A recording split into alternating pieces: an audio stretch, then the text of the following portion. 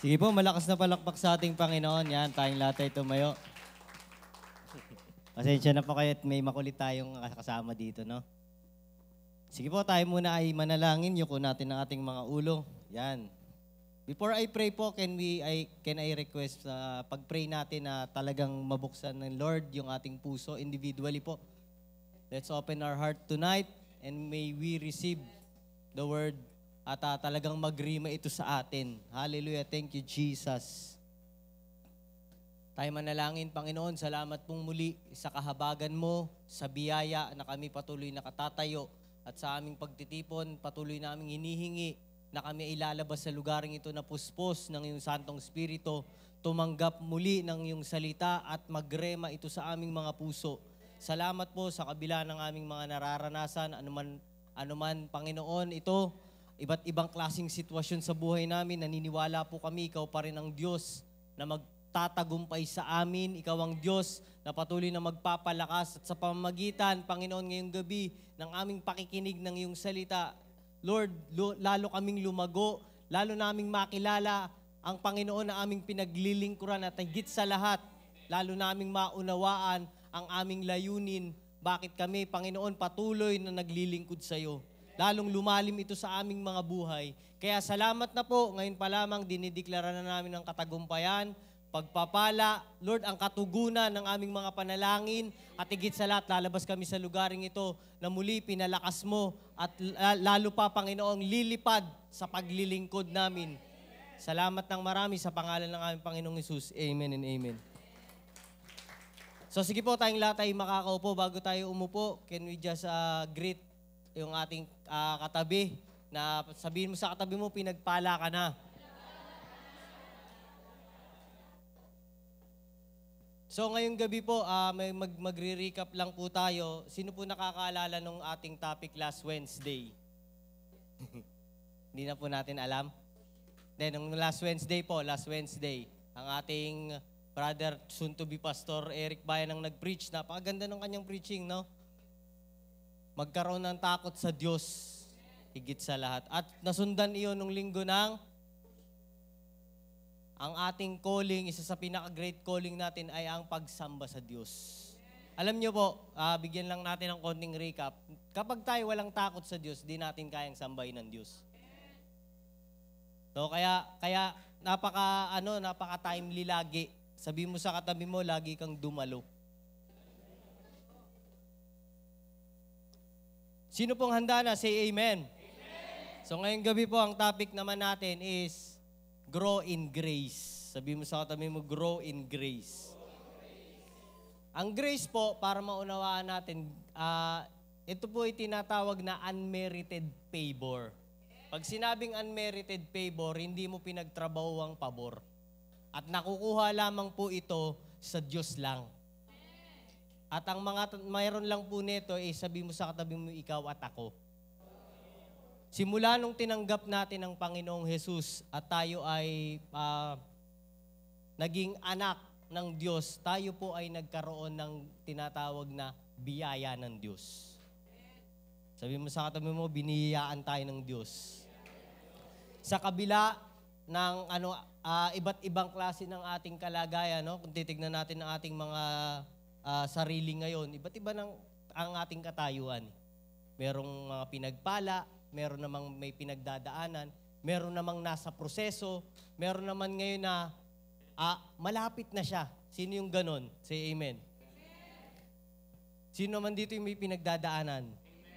Sino man dito yung dumadanas ng blessing? Kaya sa kabila ng yon, lagi nating tatandaan, tayo ay biniyayaan lagi ng Diyos. So sabi ng John 15 verse 16 sa GNT, nandiyan na pala, yan, pabasa na lang po. Sabi dyan, you did not choose me, I chose you and appointed you to go and bear much fruit, the kind of fruit that endures. And so, the Father will give you whatever you ask Him in my name. Yan, unahin po muna natin na sa topic natin ngayon is yung paglago. Very essential po sa atin bilang mga naglilingkod sa Diyos na tayo ay lumalago. Sino po dito yung unang na-encounter niya ang Panginoon, wala pa sa isip niya talaga na kailangan palang lumalago?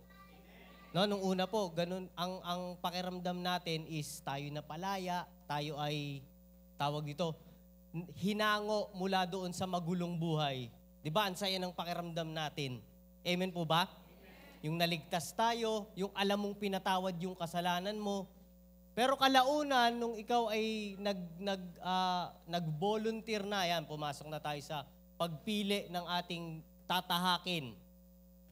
Papasok na tayo sa ministry. Hindi natin akalain na kailangan pala tayo ay lumalago. Sabi diyan, maunawaan natin na unang-una hindi tayo ang pumili sa Diyos. Totoo po, di ba? Kahit ang daming beses na narinig mo na mahal ka ng Diyos, manumbalik ka na kapatid, di ba? Ilang taon bago tayo na born again. Tama po ba? Naalala ko nga noon ako, umabot ng 19 years old. Sabi ko nga, kulang pa ang buhay ko ngayon kasi ilang taon pa para matapatan yung buhay na wala pa ako sa Panginoon. Amen? Kaya, yung sinabi ng salita ng Diyos po dito is, totoo talaga na hindi tayo ang pumili sa Diyos, kundi siya at siya ang nag-appoint sa atin. Doon na pumasok nung tayo ay nagkaroon ng response. At tayo ay nag-volunteer na lumakad sa gusto ng Panginoon. Dito na po papasok na ang panawagan sa atin ng Panginoon is magbunga. Sabi mo sa katabi mo, magbunga. Hindi magbunga nga. No? Minsan, mas madali po talagang magbunga nga kaysa magpakita ng bunga. Amen? Amen? Tanungin mo nga yung katabi mo, totoo ba yun? Kaya nga po, isa sa mga requirement ng ating bunga is yung pasensya. At sabi po dito, kasunod, baka lumayo na kasi tayo dyan sa bunga nga na yan Doon muna sa taas po. Sabi dyan, the kind of fruit that endures. Yung bunga na tatagal. Minsan magkaroon lang tayo ng konting bunga, parang hindi tumatagal. Tanungin mo mga katabi mo kung tumatagal na ba yung bunga niya. No?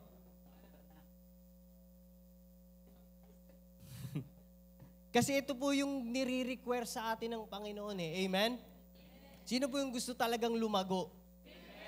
Sabi diyan, ang ating panalangin, yung paglago natin at pagbunga, yung bunga na meron tayo is nag-e-endure.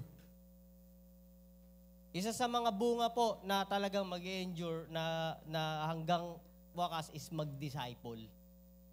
Kasi pag yan lumago, maniniwala po ako na kahit anong mangyari kasi nataniman siya ng salita ng Diyos. Kaya mga kapatid, maganda yung paalala kanina ng ating brother Tisoy na sabi niya, marami ang aanin po sa labas. At praise God, palakpakan po natin yung mga volunteer ng ating, tawag dito, campus ministry.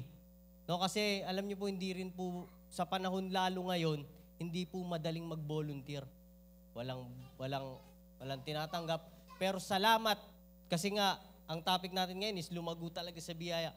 Yung mga nagbo-volunteer po na lalo na yan, lalo tayong makakaranas ng biyaya ng Diyos. Sabi po dyan, tuloy tayo doon, and so the Father will give you whatever you ask of Him in my name. Pansinin niyo po, tayong mga naglilingkod sa Diyos, maging totoo po tayo ngayong gabi.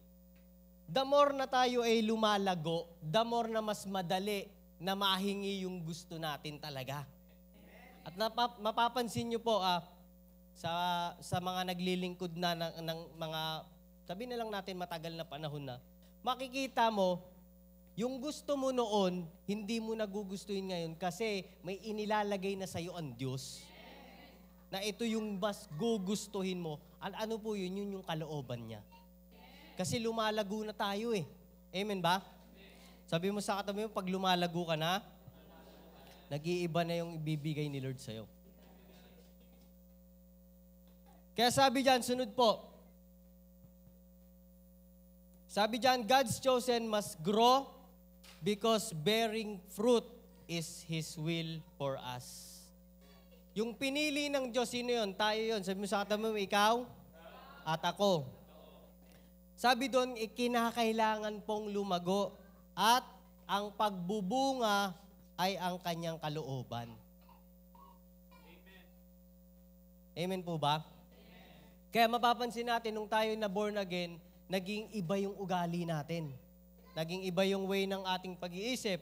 Naging iba yung ating pananaw sa buhay. Sino po nakaranas nun? At hindi lang po dapat doon natatapos. Sabi mo sa katabi mo, hindi lang doon natatapos. Kundi, dapat ikaw ay nagbubunga. Kung nakita mo na ikaw ay pinagpapala, yumayaman ka na, praise God, ano pa, nahingi mo na yung mga bagay na kailangan mo, kinakailangan naman na lumago ka o magbunga ka in aspects of pagdi-disciple. Pagdadala naman ng tao. Kasi totoo lang po, eto po, kapag lagi lang tayong nakapokus sa ating mga sarili, minsan parang kulang pa rin, mo. Sinong nakakaramdam ng ganun?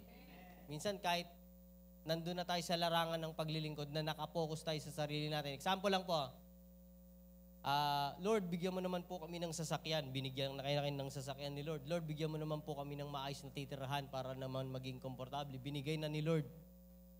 Lord, bigyan mo naman po kami ng maayos na pagkakitaan. Binigay na ni Lord. Pero yung mga bagay na hindi naman po masama. No?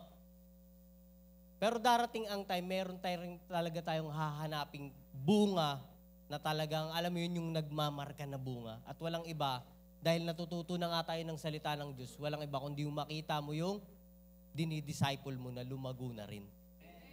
Sino pong agree doon? Ngayon, kung hindi pa man, Pastor, andun pa lang naman po ako sa level na paatin-atin, nakikinig ng Word of God, okay lang po yan. Kasi sabi nga ng salita ng Diyos, from glory to glory, from faith to faith, darating din yung time na hahanap-hanapin mo na yung ganung bagay. At nawa sa atin po ngayong gabi, no, makita natin na ang layunin ng Diyos sa atin hindi lang para umupo at sabi nga, tumanggap, magpalakas, tapos lalabas na tayo ulit, tapos mapapagod, atin ulit, ganun lang rin ulit. Kundi, sabi nga, tayo ay maging manggagawa talaga ng Diyos. Saan po tayo dapat gumawa? Sa ubasan. At ano yung ubasan ng Diyos? Kundi yung humayo tayo at magdisipulo. Amen? Ulitin ko lang po, sabi diyan, God's chosen must grow because bearing fruit is His will for us. Yan. Next po, ano yung mga areas sa buhay natin? Magbibigay lang po ako ng 3 bagay na dapat lumalago yung biyaya ng Diyos sa buhay natin sa mga areas na ito. Amen? Number 1, yan, areas that we should grow, we should develop and grow. Number 1, sa trials and testing.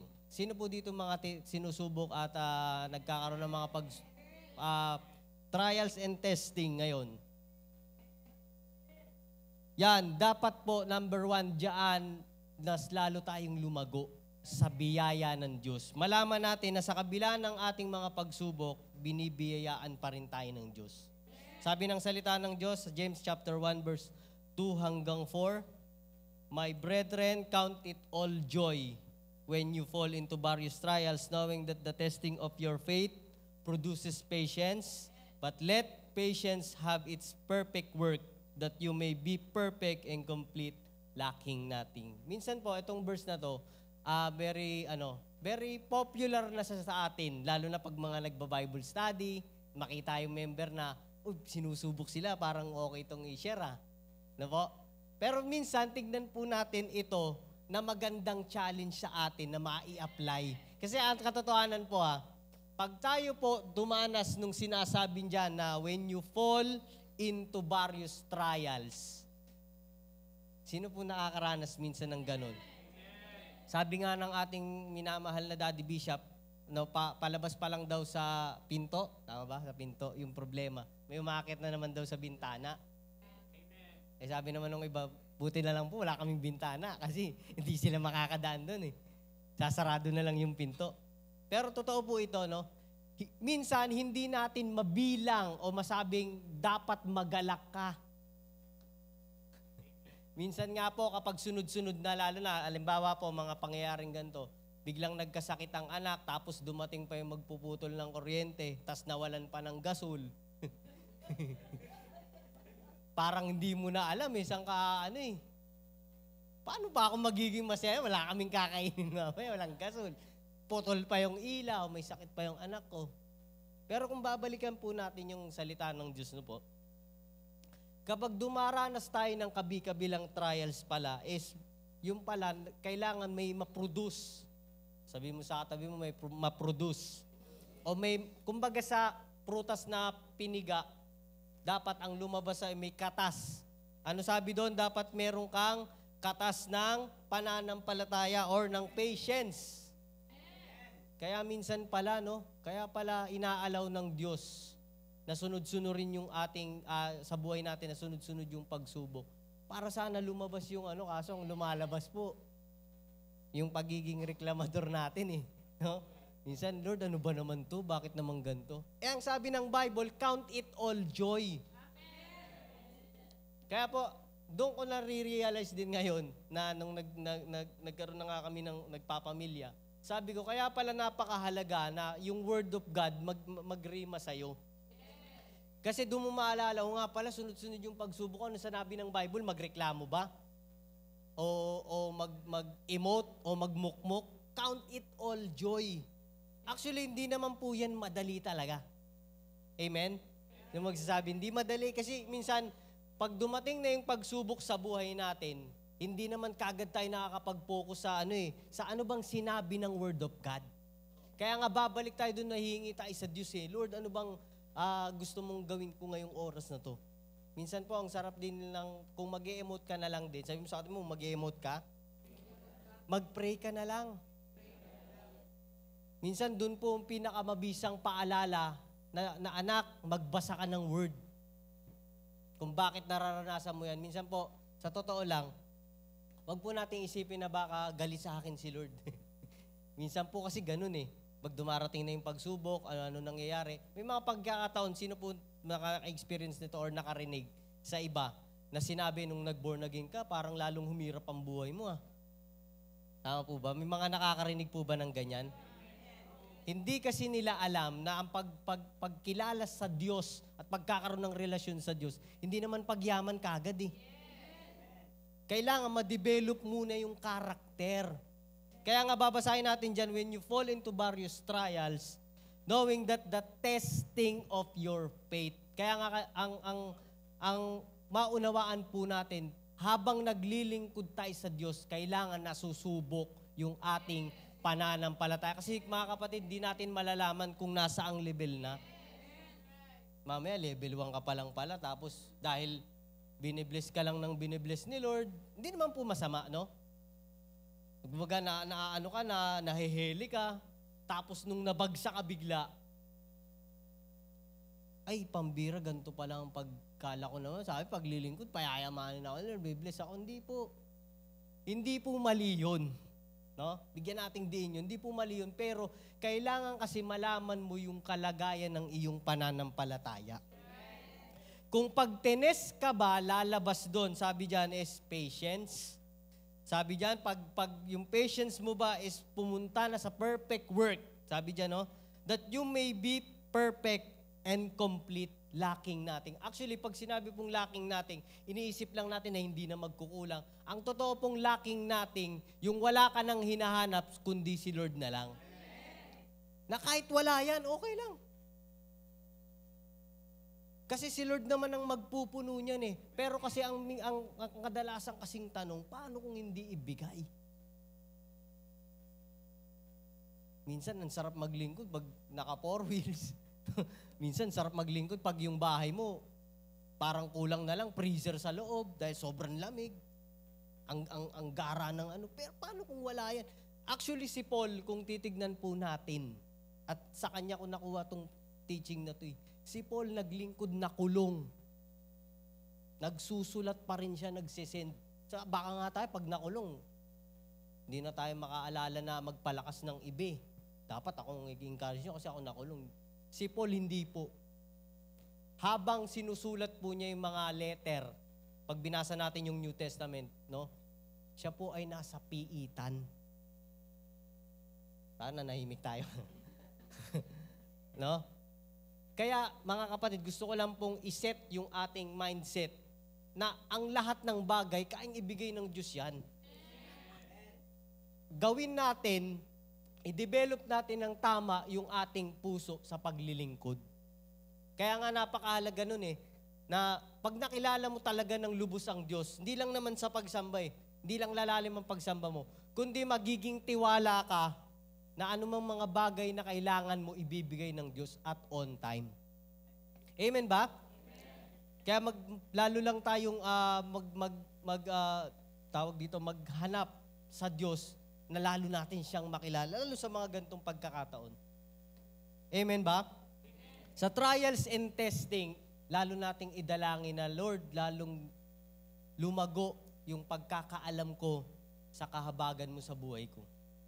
Diba nga sabi ni Paul, 3 beses siyang nag-pray sa kanyang sakit, pero hindi pinagaling ni Lord yun. Sabi niya, alam niya na ang grace ni Lord is sufficient sa kanya araw-araw. Ibig sabihin, ang kahabagan ng Diyos sa buhay natin araw-araw ay sapat. Problema lang po, eto honest talk, at naranasan ko rin naman. Minsan, pag tayo nasusubok, hindi pa nga ganun katindi, sa totoo lang, nagre-reklamo na tayo kagad. Kaya minsan ang blessing parang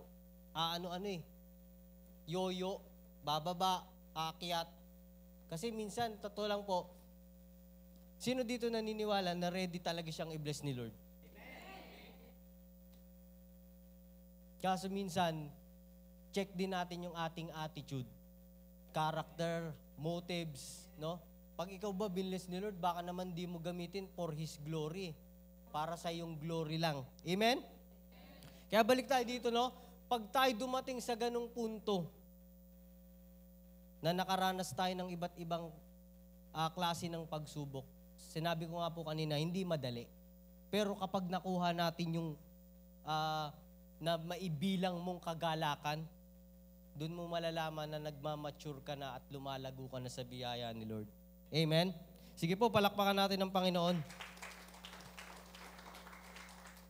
Huwag lang tayong pagsubok, ayawan, pag-blessing, tuloy lang. Hindi po.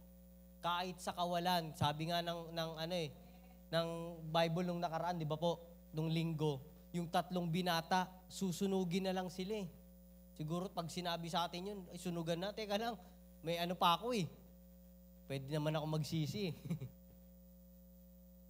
Kaya sana po, no, lumago ang ating pagkakaalam at pagkaunawa sa grasya ng Diyos sa atin. Pangalawa, sa elementary teaching. Yan. Pangalawa, elementary teaching. Ano pong ibig sabihin yan, Pastor? Sa panahon lalo po ngayon, dapat ma-emphasis sa atin na tayo ay bilang mga manggagawa at lumago tayo sa turo na ipinapangaral sa atin. Hindi lamang po yan sa naririnig natin, kundi ikaw mismo, yung naririnig mong katuruan, dapat ikinalalago mo na yan. At naia-apply natin sa buhay. Elementary teaching example po, sabi dyan ng Hebrews 6:1, kaya't iwan na natin ang mga panimulang aralin. Pakinggan po nating mabuti to.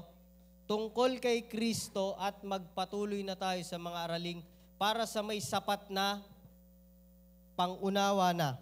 Tigilan na natin ang muling paglalagay ng pundasyon tungkol sa pagtalikod sa mga gawang walang kabuluhan at tungkol sa pananampalataya sa Diyos. Sa English po, binanggit dyan na yung teaching about pagpapatawad, paghingi ng tawad, forgiveness of sin.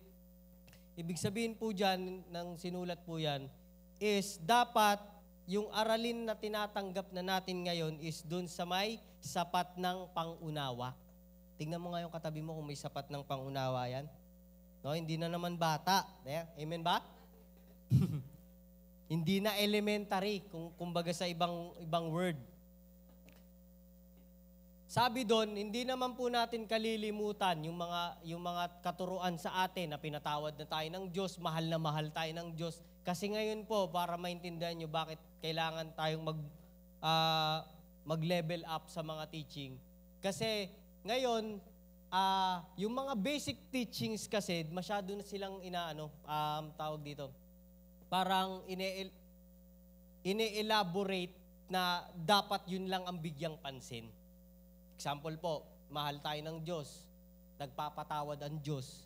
Ngayon, nakalimutan yung pagsunod na teaching, dahil minahal ka na ng Diyos, kinahabagan ka na ng Diyos, dapat umiiwas ka na sa kasalanan. May iba po, gantong teaching naman, yan na talaga ako eh. Hindi ko na yan mababago. Paano mo nasabing born again ka kung hindi ka na mababago? Amen ba? Amen. Kaya yun po yung bigyan nating pansin na pag sinabing elementary teachings, hindi sa sinabing hindi na tayo hihingi ng tawad. Kundi yung ating buhay na po, hindi na lang lagi sa paghingi ng tawad. Kaya nga dapat makilala mo pang lalo ang Panginoon kasi doon na papasok yun eh, matatakot ka sa Kanya na gumawa ng mali. Amen? Doon na papasok na galit pala ang Diyos sa gantong bagay. Kung noon, ginastify ka ng Diyos kasi nga makasalanan tayo, totoo po yan. Pero sabi mo sa katabi mo, kapatid, move forward naman tayo. Kaya nga kailangan, sabi mo ulit sa katabi mo, lumalago. Hindi na dapat tayo paulit-ulit na dito lang tayo sa kinahabagan tayo ng Diyos, pinatawad tayo ng Diyos. Hindi po yan masama. Ulitin ko po, bibigyan nating diin yan. Hindi po siya masama. Pero kung dyan lang tayo lagi, parang lagi lang tayong nahihili. Amen? Nakakalimutan natin na tayo tinawag ng Diyos at sabi nga, tayo'y kawangis ng Diyos at binigyan tayo ng authority. Paano magagamit ang authority na meron sa Diyos kung lagi ka na lang sa pagpapatawad? Kumbaga walang sandata, walang offensive side. Puro ka lang defense. Pastor, kailangan ko po muna magpaayos eh. Pwede naman habang nagpapaayos ka, nagpapagamit ka na rin eh. Ganun naman tayo kadalasan eh, di ba po? Amen? Kaya i-ano natin doon, lumago yung biyaya ng Diyos sa atin doon. Sabi pa nga ng salita ng Diyos sa Romans, kailangan ba tayong magkasala pa ng grabe para lang masabi mong grabe rin ang kahabagan sa iyo ng Diyos? Hindi na. Why? Kasi nakilala mo na si Lord eh. Naranasan mo na yung pag-ibig niya, naranasan mo nang magpatawad ang Diyos. Meron pa sinabi sa salita ng Diyos sa Hebrew, ipapako mo bang muli ang Panginoong Jesus? Dahil nagkakasala tayong muli. Di ba hindi na po? Wala nang hain, sabi doon. Amen? Kaya, ulitin ko pangalawa, sa mga elementary teachings, dapat tayo dyan ay lumalago. Lumalago yung biyaya ng Diyos sa atin, ha? At ang gusto naman sa atin ng Panginoon ay talagang maging knowledgeable tayo. Para hindi daw tayo madaya ng huling panahon. And then last, pangatlo po, grace and knowledge. Yan, minsan dito po tayo nagkakaroon ng konting tawag dito, baga parang napapapreno tayo pag ito na yung pinag-uusapan eh. Kinakailangan tayo ay lumago sa biyaya ng Diyos at sa kaalaman. Sabi ng 2 Peter 3:18, but grow in the grace and knowledge of our Lord and Savior, Jesus Christ. To Him be the glory both now and forever. Binanggit itong verse na to, kung babasahin natin sa 3:16 pababa, nagkakaroon kasi ng teachings dyan na may mga katuruan na pilit nililigaw sila nun. Kaya nga sinabi ni Peter sa mga naglilingkod noon, lumago sa biyaya at sa kaalaman. Sabi mo sa katabi mo sa kaalaman. Kaya nga po, mapapansin natin, lagi tayong china-challenge na magbasa ng Bible. Kasi kung di po tayo magbabasa ng Bible, pwede ko na lang din po kayong lokohin. Pwedeng yung pinakikinggan nyo po, hindi na natin ma-verify. Kung tama ba yan, word ba ng, sinabi ba ng Bible yan? Amen? Amen po ba? Amen. Kaya kailangan lumago tayo sa kaalaman. Magbasa, mag-research, alamin bakit naging ganun, bakit naging ganyan. Para pag dumating yung pandadaya ng kaaway, hindi tayo maapektuhan. Kasi ngayon po, di ba, kung araw-araw naman nagpe-Facebook tayo, araw-araw nanonood tayo siguro ng YouTube, makikita mo ang daming teachings doon Meron pa nga nung nag-uso nung nakaraang taon ata yun, na okay lang kahit di na daw mag-devotion. Okay daw kahit hindi na mag-pray, kasi ang Holy Spirit naman nasa puso na natin. Sabi mo sa katabi mo, mali. Kasi ang sabi ng Bible, day and night, dili-diliin mo ang salita ng Diyos araw at gabi. Hindi na nga nadidili-dili, hindi na nga nagme-meditate. Paano pa tayo magtatagumpay? Minsan na nga lang tayo magtipon, no? Minsan na lang tayo magsama-sama. Minsan na lang tayo makarinig ng salita ng Diyos. Tapos hindi pa tayo nagbabasa sa sarili natin. Kaya mabilis. Sabi mo sa katabi mo, kaya minsan, mabilis tayong masway eh. Kaya anong sikreto? Lumago tayo sa biyaya at kaalaman patungkol sa ating Panginoong Hesus. Amen? Yan, sabi ng Romans 6 chapter 6 verse 1 and 2. Sabi diyan, what shall we say then? Shall we continue in sin that grace may abound? Certainly not. How shall we who died to sin live any longer in it? Kanina nabanggit ko po 'yan. Kapag tayo po bilang mga Kristiyano lumalago na tayo sa biyaya ng Diyos. Maintindihan po natin 'to, napakahalaga po nito. Kapag ikaw lumalago ka na sa relasyon mo sa Diyos, darating yung time na dapat ang pagkakasala sa'yo, hindi na yan yung parang pipiliin mo pa ba, hindi, kundi totally cancel na yan. Why? Kasi pinalaya ka na, sabi nga dito, how shall we who died to sin live any longer in it? Hindi po siya madali, sa totoo lang, kasi sabi nga, nasa pa tayo, nasa flesh. Minsan talagang natutukso ka. Pero kapag dumating yung time, yung sinasabi ng ating lingkod ng Diyos, ng ating Pastor Blen, nalaman mo talaga yung totoong identity mo, kung sino ka talaga. Actually, madali mong malalabanan ng kasalanan. Madali mo siyang mapagtatagumpayan kasi malalaman mo, sobrang biniyayaan ka na ng Diyos. Bakit ka papapayag magpaalipin dyan? Amen? Sabi mo sa katabi mo, huwag kang pumayag. May mga paraan paano mapaglabanan ng kasalanan. No? Tinuro naman ng Biblia yan eh. Mag-pray, mag-discern. Malaman mo, ma-discern mo kung anong laban ng meron ka. Minsan nga, kinakausap talaga tayo ng Panginoon eh. Nagko-convict na siya sa atin. Kaso nga lang, anong ginagawa natin? Amen? Pag dumarating yung time, alam mong mahina ka dyan. Sinasabihan na tayo ng salita ng Diyos o ng Banal na Espiritu mismo. Huwag ka nang pumunta dyan. Alam mo namang mahina ka dyan eh. Ikaw naman ay hindi naman ako matutukso eh. Hanggang andun na, tapos natapos na, ang sasabihin mo na, Lord, sorry talaga kasi hindi ko talaga kaya, hindi mo pala kaya, pumunta ka pa.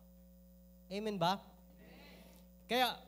Kaya mga kapatid, ngayong gabi po, wala tayong ibang dalangin, kundi lumago tayo sa biyaya ng Diyos.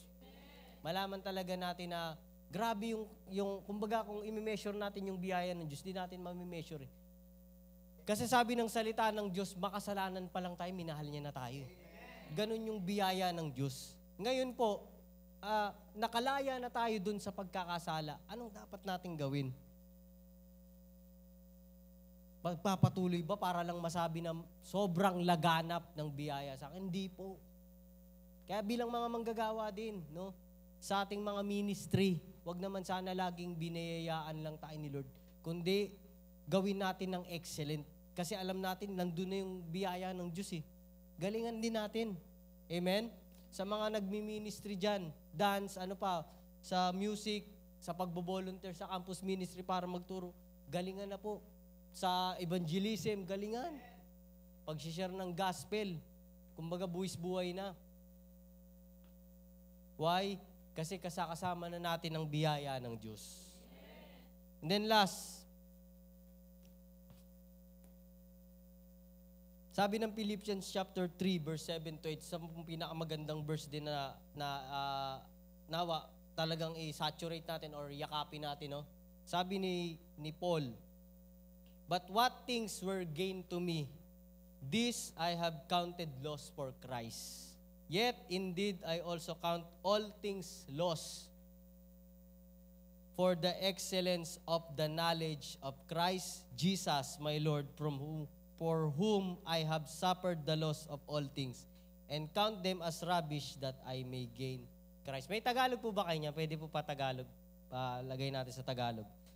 Kung babasahin natin yan sa Tagalog, napakaganda po. Para mas maintindihan natin kasi English medyo ano eh. Sabi niya, but what things were gained to me, this I have counted loss for Christ. Sino po dito nakakilala kay Paul? Anong citizen niya, background, anong trabaho niya? Sino po? Sige po, taas ang kamay. Taas po kamay, wala? Walang hindi niyo kilala si Paul. Si Paul po, dual citizen siya. Pangalawa, kumbaga sa panahon natin ngayon, siya ay isang senador, tagapagpatupad ng batas. At siyempre, kapag ganun ang kalagayan mo, mayaman ka. Di ba? Pero ang sabi ng salita ng Diyos, itinuring niyang, yung mga bagay na tingin niya mahalaga po, ay itinuring niyang walang kabuluhan para lang kay Kristo. Amen ba? Amen po ba? Amen. Tayo minsan, sa totoo lang po, hindi po madaling sabihin ito, na verse na ito. Kasi ang dami nating pinahalagaan. Minsan, unahin pa nga natin yun eh. May iba pa nga po, no? Sana wala dito. Na ang linggo, inuuna pa yung labas kaysa mag Sunday service. Minsan lang naman daw.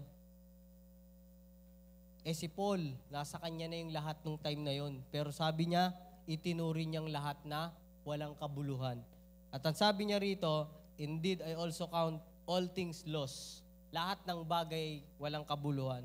For the excellence of the knowledge of Christ Jesus, my Lord. Parang ang hirap sabihin nito kung may pinahahalagahan pa tayo eh.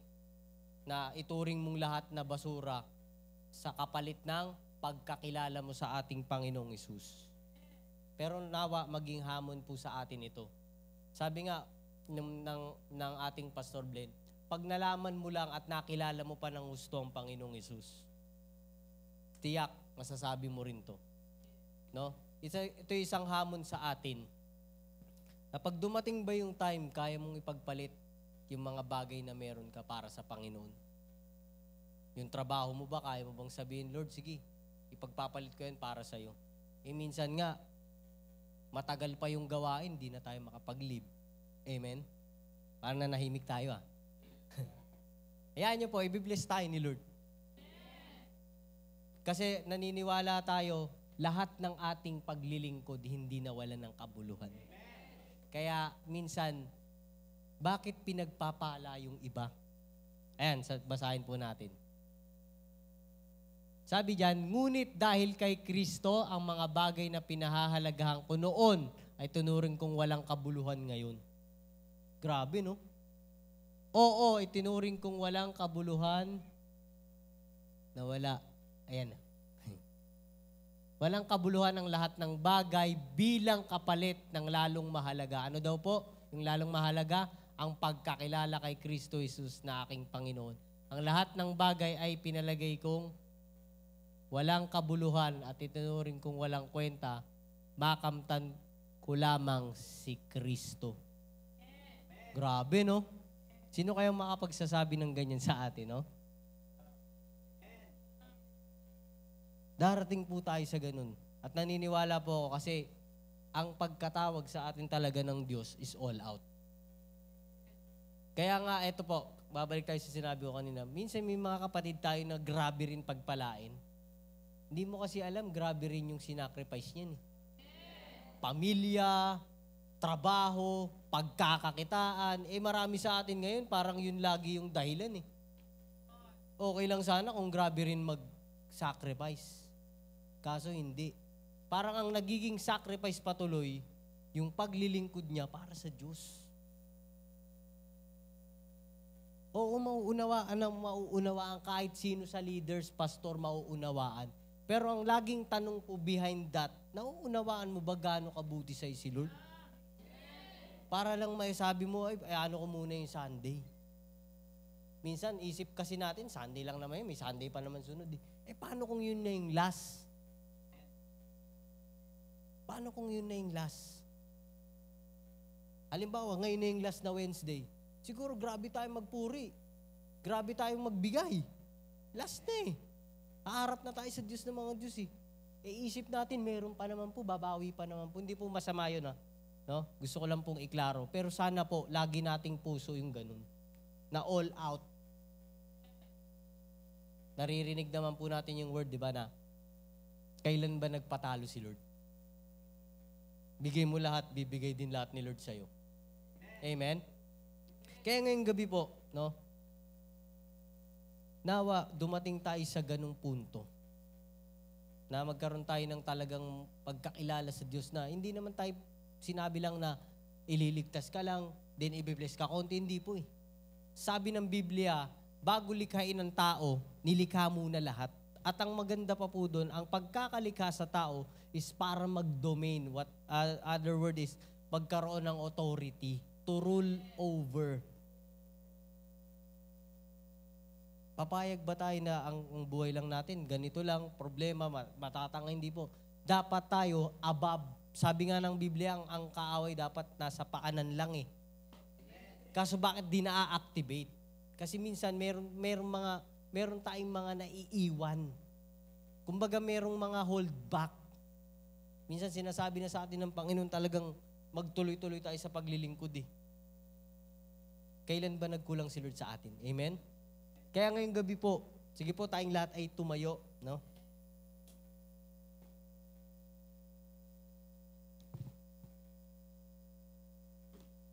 Gaya ng sinabi po kanina, no, sa patotoo, yung gera sa Israel, isa na po yan sa mga sign. Yung pagtuyo ng ilog Euphrates, no? Isa rin yan sa sign. Kaya mga kapatid, ano pa po bang dapat pa nating gawin? Dapat ang gawin na lang po natin ngayon is lalo tayong magpakaapoy. Lumago tayo sa biyaya ng Diyos. Alam niyo po, ilang beses ko na itong narinig at ulit-ulitin ko. Sa mga naglingkod talaga wala namang talo eh. Minsan pa nga po, ang nagiging talo sa atin yung pag-hold back natin ng hindi pagbibigay ng 100%. Si Lord willing na siyang ibuhos yung 100% na blessing. Kaya ngayong gabi, wala naman po sigurong magiging hamon sa atin. Ang challenge lang po sa atin ngayon is, kailan natin ibibigay yung 100% na higit pa sa ginagawa natin kahapon, ngayon, at sa mga susunod pang mga araw.